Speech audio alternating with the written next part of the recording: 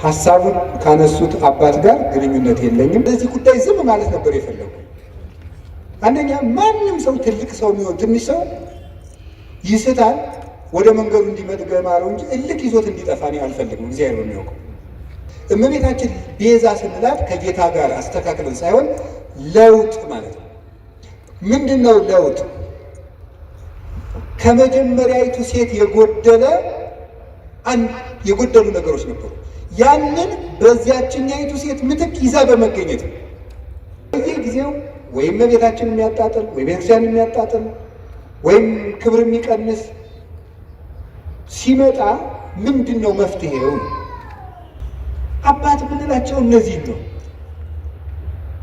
ምዕመን ሽጠው እንጀራ የሚያጠራቅሙትን አይደለም፣ ራሳቸውን ሽጠው ትውልድ የሚያተርፉትን ነው። እነዚህ ናቸው አባቶቻችን የትናንትናዎቹ፣ ለቤተ ክርስቲያን የኖሩ ለምዕመናን ራሳቸውን ቤዛ አድርገው የሰጡ። ቤዛ ምትክ፣ ለውጥ፣ ጥብቅና፣ ጠበቃ መሆን፣ መዋጀት፣ አዳኝነት፣ መታደግ እንደማለት ነው። ለጌታ ቤዛ ሲባል የራሱ ትርጉም አለ። ብዙ ሊቃውንት ብዙ ስላሉበት እዚህ ጉዳይ ላይ ብዙ ማለት አልፈልግም።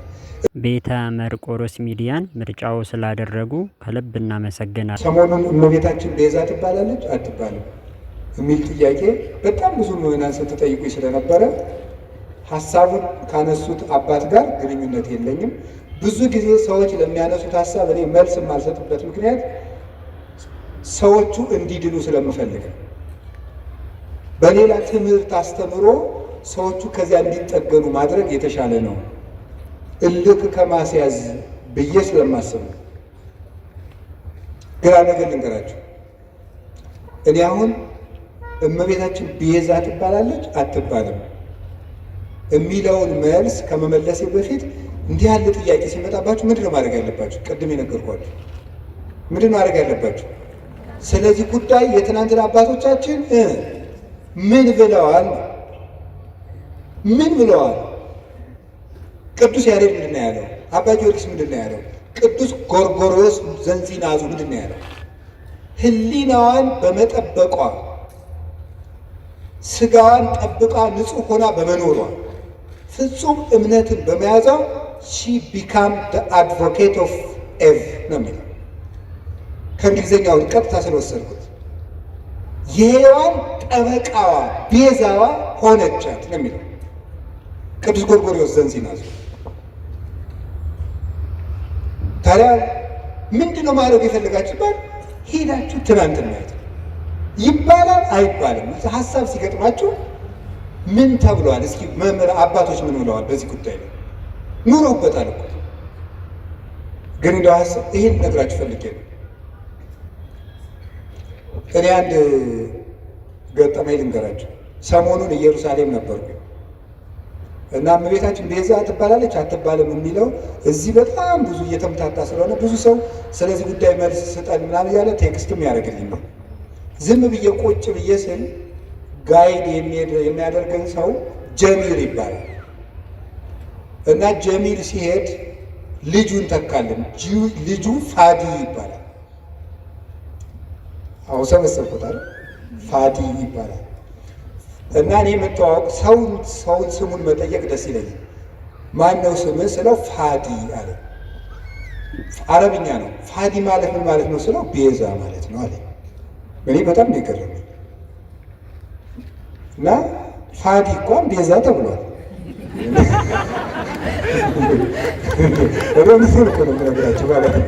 እንደው ፋዲ በአቅሙ ቤዛ እየተባለ በቤታችን ማይገቡት እና እኔ በጣም በየቀኑ ፋዲን ባገኘሁት ቁጥር በጣም ሲገርምና አብራራልኝ አልኩት።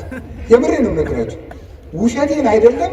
2-3 መምህራን ጋር ፋዲን አስታውቀዋለሁ ከነ ትርጉሙ በእንግሊዝኛ እንዲተረጉምልን እያደረጉ እና ፋዲ ምን ማለት ነው ግን ቤዛ ስለው ራስን እንደ ክርስቶስ ለሌላው አሳልፎ መስጠት ማለት ነው። ቤዛ ማለት እንደዚህ ያለ ማለት ነው። ፋዲ በሉኝ። እንደዚህ ብሎ ራሱ የነገረኝ ማን እንደሆነ ታውቃላችሁ? ፋዲ ነው። እና በጣም ገርሞኝ እግዚአብሔር እንዴት ነው የሚያስተምረው? በጣም ነው የገረመኝ። ስለዚህ ጉዳይ ዝም ማለት ነበር የፈለጉ። አንደኛ ማንም ሰው ትልቅ ሰው የሚሆን ትንሽ ሰው ይስታል፣ ወደ መንገዱ እንዲመጥ ገማረው እንጂ እልክ ይዞት እንዲጠፋ እኔ አልፈልግም። እግዚአብሔር ነው የሚያውቀው። ዝም ማለት ፈልጌ ሳለ ፋዲ እንደዚህ ያለ እናም ከዛ እኔ ለዚህ የስሙ ትርጓሜ ዮሐንስ ወንጌልን ነገርኩ።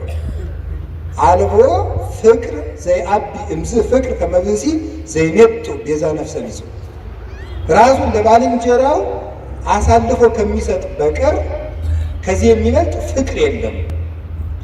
ራሱን ለባልንጀራው አሳልፎ የሚሰጥ ከዚህ የሚበልጥ ፍቅር የለም። ይህንን በእንግሊዘኛ ስልኬ ላይ መጽሐፍ ቅዱስ አውጥቼ አስነበብኩት።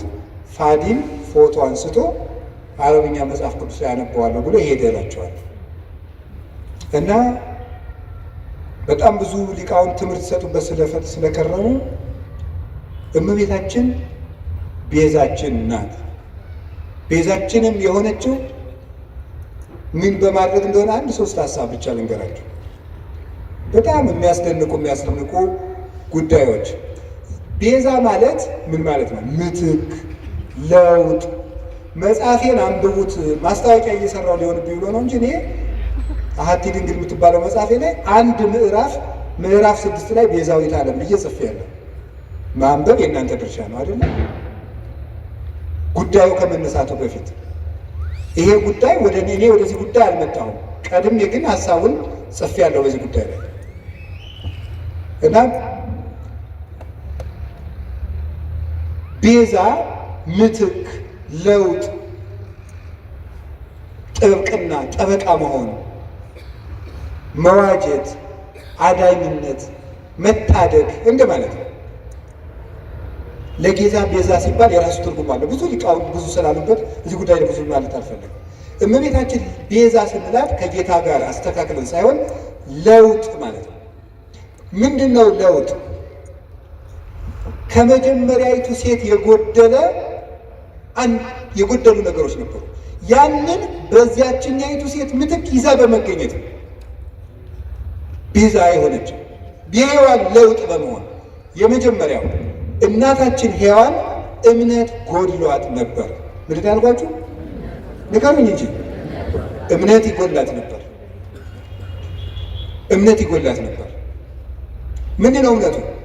ለመበላይክሙ እንጥቆ በለሰ ሞተ ትመውቱ፣ ይህንን ዕፀ በለስ ስትበሉ ትሞታላችሁ። ማነው እንደዚህ ያለው? እግዚአብሔር። ሰይጣን መጣና ይህንን በለስ ስትበሉ ምን ትሆናላችሁ? አምላክ ትሆናላችሁ።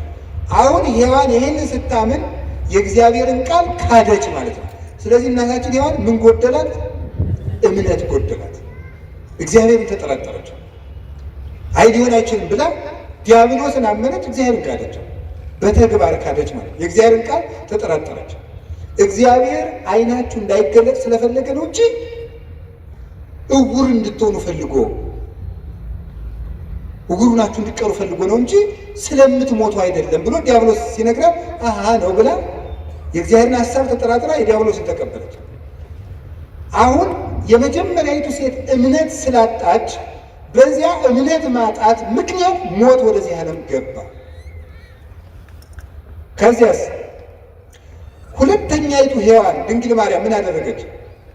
እግዚአብሔርን ትወልጃለሽ፣ የምትወልጂው በድንግልና ነው አለ። ይሄ ነገር እንዴት ነው ሊሆን የሚችለው ብላ ጠየቀች። እኔ ወንድ አላውቅም። ቅዱስ ጎርጎርዮስ ዘንዚናቱ ይህን ሲተረጉመው ወንድ አላውቅም ማለት እስከ ጭራሹ ከወንድ ጋር የመኖር ሐሳብ የለኝም ማለቷ ነው ይላል። ሌሎችም ቅዱስ አትናቴዎስ፣ ቅዱስ ቄርሎስ ተርጉመውታል። ሶስቱ እስከ ፍጻሜው ድረስ ሕሊና የራሱ የታተመ ነው ማለቷ ነበረ። ታዲያ ምን አለ? ለእግዚአብሔር የሚሳነው ነገር የለም ማለት ነው። ለእግዚአብሔር የሚሳነው ነገር የለም። ትወልጃለሽ፣ እንደ ቃልህ ይደረግልህ። ልብ በሉ። ዛሬ አምላክ ሰው ከሆነ በኋላ ሰዎች ሁሉ እንዴት አምላክ ይሆናል እያሉ ማመን አቅቷቸዋል፣ ታምር ከተደረገ በኋላ። ድንግል ማርያም ግን ሆኖ የማያውቅን ምስጢር ለመጀመሪያ ጊዜ ያመነችው የመጀመሪያይቱ ምእመን ናት። የመጀመሪያይቱ አማኝ ሆኖም ማያውቅ ምስጢር።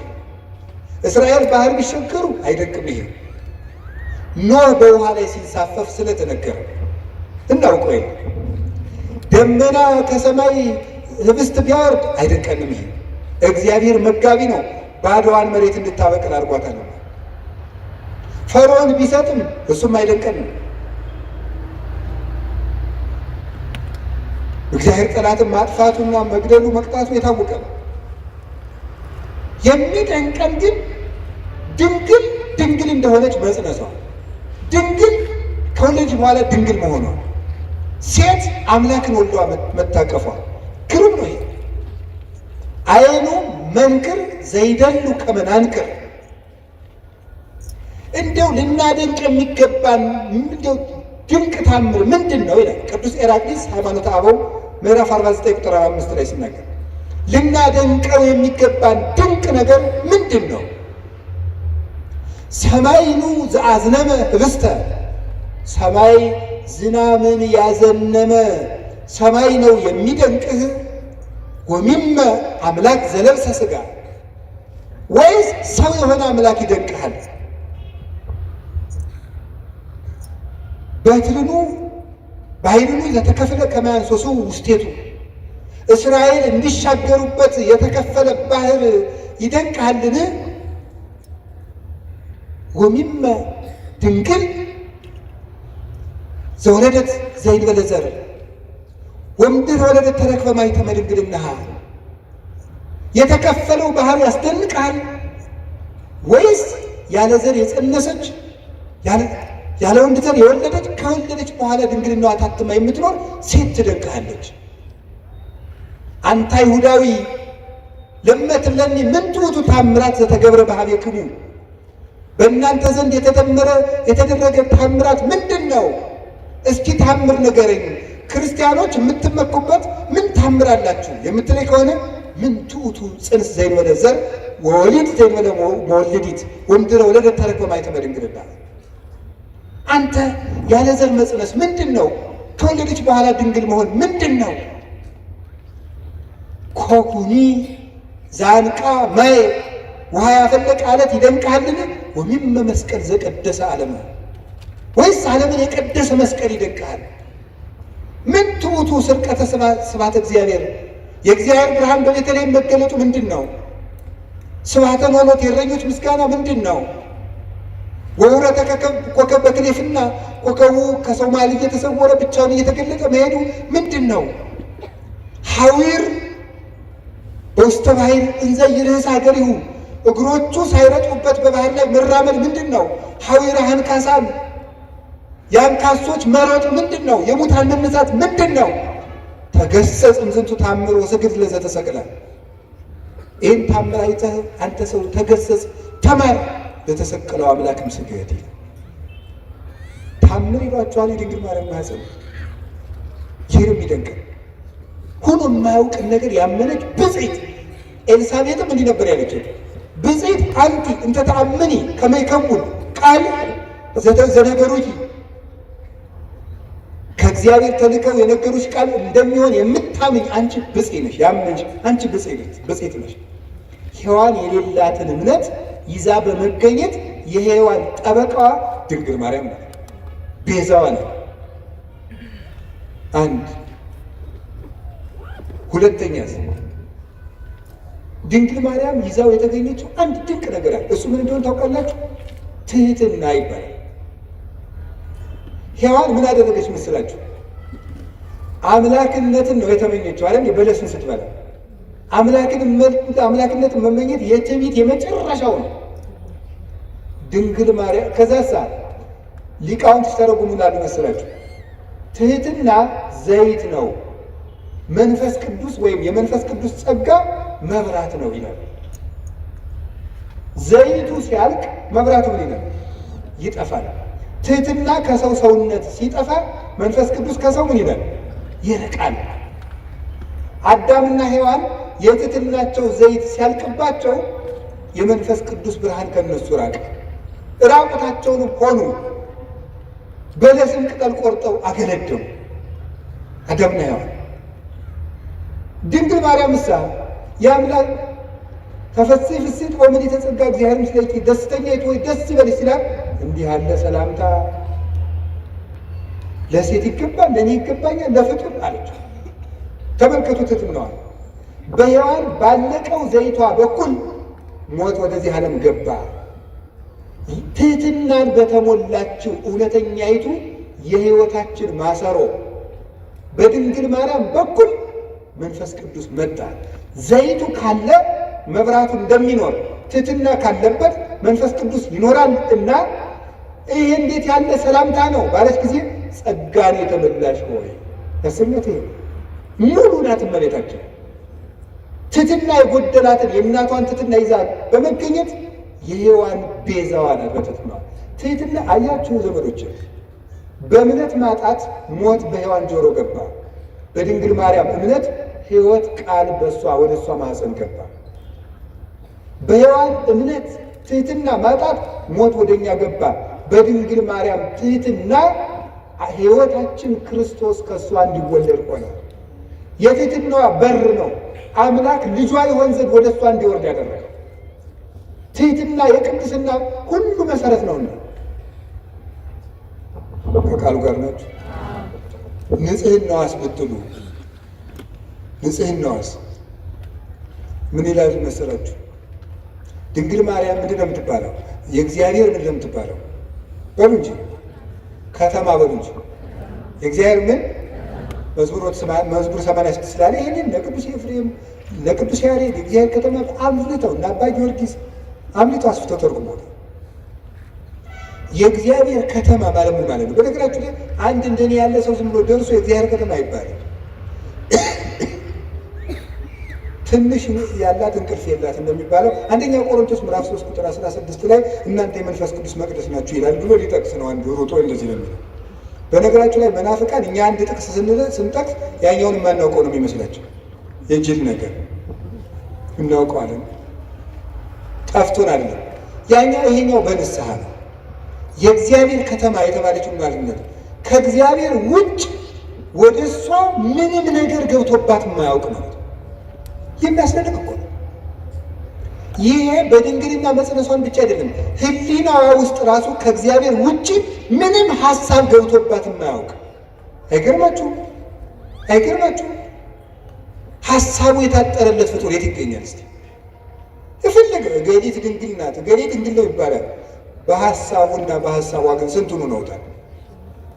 በሀሳባችን ስንቱን በድለናል። ድንግል ማርያም ግን ሀሳቧ የታጠረ ቅዱስ አትናቴዎስ የገለጣት መንበር የምትገልጠው እሷ ነው። መኑ ውእቱ ዘከማከ ዘከለለ መንበሮ በእሳት፣ አቤቱ መንበሩን በእሳት ያጠረ እንዳንተ ያለ ማን ነው? መንፈስ ቅዱስ የጋረዳት ናትና ፍጹም ንጽሕት እርግማን የሌለባት መርገም ያልወደቀባት ምልዓተ ኃጢአት ያላገኛት ቃሏ ቅዱስ ቅዱስ ድንግል ሐሳቧ ድንግል ሥጋዋ ድንግል ልቡናዋ ድንግል የሆነች እመቤታችን ነች። ለዚህ ነው በስድስተኛው ወር ገብርኤል መልአክ ወደ ምን ድንግል ሄደ ነው የሚለው። ምን እንጂ ለእግዚአብሔር ወደ ታጨች ወደ ምን ነው የሚለው? ወደ አንዲት ድንግል። ለምንድን ነው አንድ ድንግል የሚላት? እንደሷ ያለ ድንግልና ያለው ማንም የለም። ሥጋው ድንግል ቢሆን አፉ አይደለም፣ አፉ ድንግል ቢሆን ሐሳቡ ድንግል አይደለም። ሁሉ የተሞላበት እመቤታችን ናት። እግዚአብሔር ደግሞ በንጹህ የሚያድረው ንጹህ ስለሆነች እመቤታችን አደረች። አቀባ ጰራቅሊጦስን ከርሰ እማ መንፈስ ቅዱስ ከእናቷ ማኅፀን ጀምሮ ጠበቃት። ወኢረኩሰት በምንትኒ እምዘፈጠራ ከፈጠራትም ጀምሮ ምንም በምን አላደፈችም። እንዴት ሆና ነው ከሰው ተገንታ የሰው እርግማን ያላረፈባት? ከመ እምጽጉር ጽሩየ ገብራ ጭቃ ወርቅ ከጭቃ ሲገኝ ጭቃው እንደሌለበት ሁሉ ከተረገመው ከአዳም ልጅ ባህሪ ስትወለድ እርግማን ያላገኛት ንጽሕት ዘር ጽጌ ሃይማኖት ዘጸገየት በማእከለ አስዋክ ይላታል ቅዱስ ያሬድ። በእሾህ መካከል አብባ የተገኘች የሃይማኖት አበባ ጽጌረዳውን እሾህ አጥሮት አበባው ላይ ግን እሾህ የለም። በተረገመ ሰውነታችን ውስጥ ከተረገመ ሰዎች ተወልዳ እርግማን የሌለባት አበባ እመቤታችን ናት። የመጨረሻውን አንድ ነገር ልንገራችሁ። እመቤታችን ሔዋን ምን አላደረገችም? ድንግል ነበረች። ይሄን ያስተማረው ማን ነው? ድንግል ማርያም በድንግልና የሔዋን ጠበቃ ሆነች። ቅዱስ ዮሐንስ አፈወርቅ ነው እንዲህ ያለው። ያቺ ድንግል ነበረች፣ ድንግልናዋን ግን አፈረሰችው። ለምን? ድንግልናዋን ለዲያብሎስ ጆሮ በመስጠት አፈረሰች። ይችኛይቱ ድንግል ግን የመልአኩን ቃል በማመን ድንግልናዋን ጠበቀች። ስለዚህ ሔዋን ቤዛዋ ናት። የተቀደሰችው ምድር ናት። ኦሪት ዘጸአት ምዕራፍ 3 ቁጥር 15 ላይ ቁጥር 5 ላይ ምን አለው እግዚአብሔር ሙሴን? ሙሴ የቆምክባት ምድር የተቀደሰች ናትና ጫማህን አውልቅ አለ። የተቀደሰች ምድር፣ የቆምክባት ምድር የተቀደሰች ናት። ኦሪት ዘፍጥረት ምዕራፍ 4 ቁጥር 17 ላይ ግን ምዕራፍ 3 ቁጥር 17 ምን የሚል ቃል ታገኛላችሁ? አዳም መሬት አንተ ወትገቡ ውስተ መሬት ነው፣ ወደ መሬትነት ትመለሳለህ። እርክምተ ትኩን ምድር በእንቲአከ፣ ምድር በአንተ ምክንያት የተረገመች ትሁን። ሶከ ወአሜከላ ለይቁልከ፣ እሾህና አሜከላ ይብቀልብህ አለ። ምድር በአንተ ምክንያት የተቀደሰች ትሁን፣ የተረገመች ትሁን አለ። ምድር ሙሴን ደግሞ የቆምክባት ምድር የተቀደሰች ናት አለው። እንዴት ነው ምድር የተረገመች ከሆነች የተቀደሰች ምድር የተገኘችው? በተረገመ ምድር ውስጥ ሙሴ የቆመባት መሬት የተቀደሰች እንደተባለች በተረገመው ሰውነታችን መሃል እርግማን ያላረፈባት የተቀደሰችው አማናዊ ሊቀ ካህናታችን ንጉሳችን ኢየሱስ ክርስቶስ የቆመባት ቅድስቲቱ ምድር ድንግል ማርያም ናት። ምን አለ ቅዱስ ዮሐንስ አፈወርቅ? ተፈሥሒ ኦግዝእቴ ቅድስት ድንግል ምድር ቅድስት እንተ በጽሐኪ እግዚአብሔር እንዘ ይጽአን ዲበ ደመና ብሩህ ወወአ ውስቴትኪ። እግዚአብሔር በብሩህ ደመና ተጭኖ መጥቶ በማኅፀንሽ ያደረ ቅድስት ምድር እመቤቴ ማርያም ወይ ደስ ይበልሽ ማለት ነው። ቅድስት ምድር እርግማን የሌለባት ሰውነቷን ንጹሕ አድርጋ ጠብቃ ያቀረበች እሷ ናት። መጨረሻ ላይ የምነግራችሁ ድንግል ማርያም ለሔዋን በመታዘዝ ቤዛዋ ናት። እስኪ በመታዘዝ በሉ። በምን? በመታዘዝ ሔዋንን አትብይ ወይም አዳምን አትብላ። ይሄ ምንድን ነው? ትእዛዝ በሉ እንጂ አፍርሰው ምን አሉ? በሉ። ባለመታዘዛቸው ምን መጣ? ሞት። በአንድ ሰው አለመታዘዝ ሞት ወደዚህ ዓለም ገባ አይደለም የሚለው? ገባ። አለመታዘዛቸው። ይችኛይቱ ድንግልስ እውነተኛይቱ ድንግል ማርያም እሷሳ ምንድን ናት? ታዘዘች። አምላክን ተወልጃለሽ፣ እሺ ይደረግልን።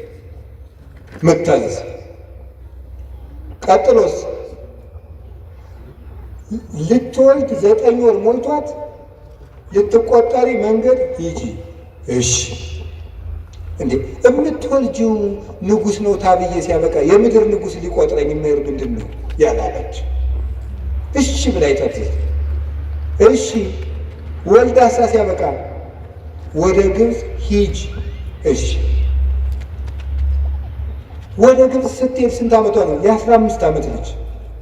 መንገድ ሄዳ የማታውቅ አገር የማታውቅ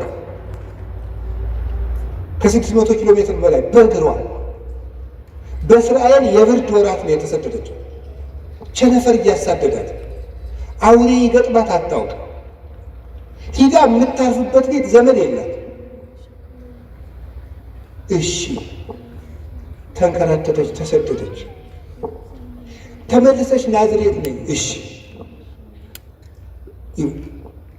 እና እሷ ቤዛ ያልሆነች ማንም የሆነ ሁሉን እሺ እያለች የታዘች አንድ ቀን አንደበቷን ገልጣ ያላማረረች ከማመስገን በቀር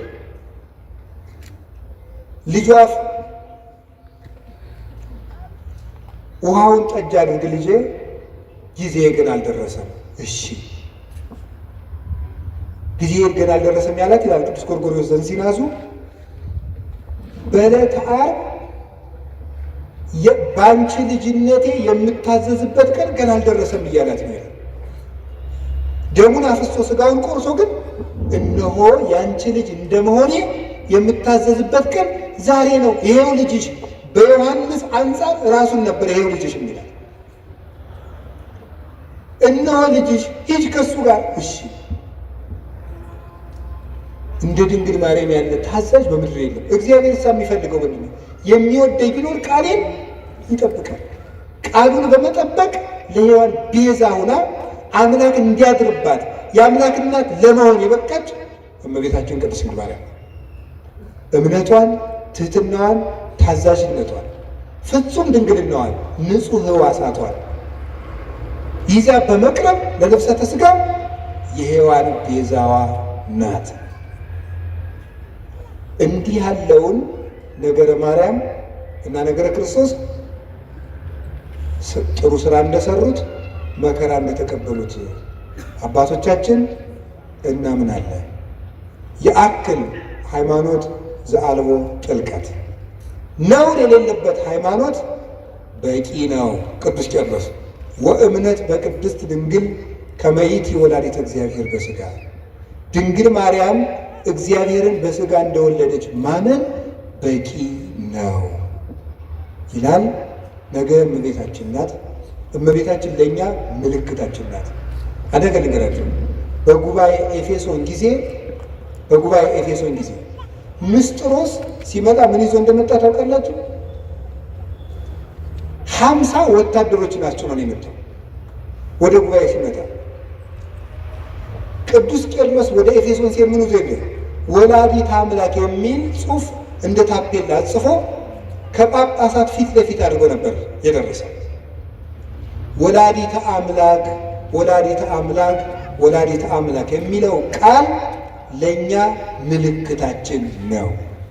ነፃ ስንወጣ ጌታችን ኢየሱስ ክርስቶስ ከመስቀሉ ስር የሰጠን የነፃነት ማህተም የሆነ ምልክት የሆነ ስም ነው ወላዲተ አምላክ የሚለው። ጌታሳ በስሙ የሚቀድሰን በደሙ ያነጻን ምሕረቱን የሚያድለን፣ ድንግል ማርያም ግን ወደ ክርስቶስ ምሕረት የምታደርሰን የእምነታችን ምልክት። እንደው ቅዱስ ዮሐንስ አፈወርቅ የሚናገረውን ነገርን አልጨርስም። ወእሰብክ እመንገለ ድንግልናሃ ለማርያም፣ የድንግል ማርያምን ድንግልና ምልክት አድርጌ ክርስቶስን እሰብከዋለሁ። እስኪ በሉ ሁላችሁ የድንግል ማርያምን ድንግልና በሉ። ምልክት አድርጌ ክርስቶስን እሰብከዋለሁ። ምኑን ምልክት አድርጌ? እኛ የተሰቀለውን ክርስቶስን እንሰብካለን አይደል ያለ ቅዱስ ጳውሎስ። ክርስቶስን ለመስበክ የማንን ድንግልና ምልክት እናደርጋለን? የእናቱ ድንግልና። የእናቱ ድንግልና ክርስቶስን በሰበክንበት ሁሉ ክርስቶስ አምላክ ለመሆኑ ምልክታችን ነው። እሷ ድንግል ናት። ድንግል በሉ። እሷ እናት ናት በሉ። ስለዚህ ስንት ናት ግን? እሱ አምላክ ነው፣ እሱ ሰው ነው። ስንት ነው እሱ? እሷ ድንግል ናት። ስትወልድ ድንግልናዋ ተለውጧል አልተለወጠም? እሱ አምላክ ነው። ሰው ሲሆን አምላክነቱ ተለውጧል አልተለወጠም? አልተለወጠም። እሷ ድንግል በመሆኗ እናትነት ቀርቶባታል አልቀረባትም? እሱ አምላክ በመሆኑ ሰውነቱ ተለውጧል አልተለወጠም? እሷ ቀድሞ ምንድናት? ድንግል በሉ። በጸነሰች ጊዜ ምንድናት? ከወለደች በኋላ ምንድናት? እሱ ከመወለዱ አስቀድሞ ምንድነው? አምላክ በሉ። ተጸንሶ ሳለ ምንድነው? ከተወለደ በኋላ ምንድነው? የድንግል ማርያም ድንግልና የማይለወጠው ድንግልና ለማይለወጠው ልጅቷ ምልክታችን። ትናንትም ድንግል ዛሬም ድንግል ነገም ድንግል፣ ትናንትም አምላክ ዛሬም አምላክ ነገም አምላክ ብለን ለመስበካችን ምልክታችን እሷ ናት። ኢየሱስ ክርስቶስ ዘትማልም ወክመ ውእቱ እስከ ለዓለም። ኢየሱስ ክርስቶስ ትናንትም ዛሬም እስከ ዘላለሙ ድረስ ሕያው ነው። እኔ ግን መከራ እንደተቀበሉ በጎ ስራ እንደሰሩ አባቶቼ አምናለሁ። ስብሐት ለእግዚአብሔር። ይቆየን።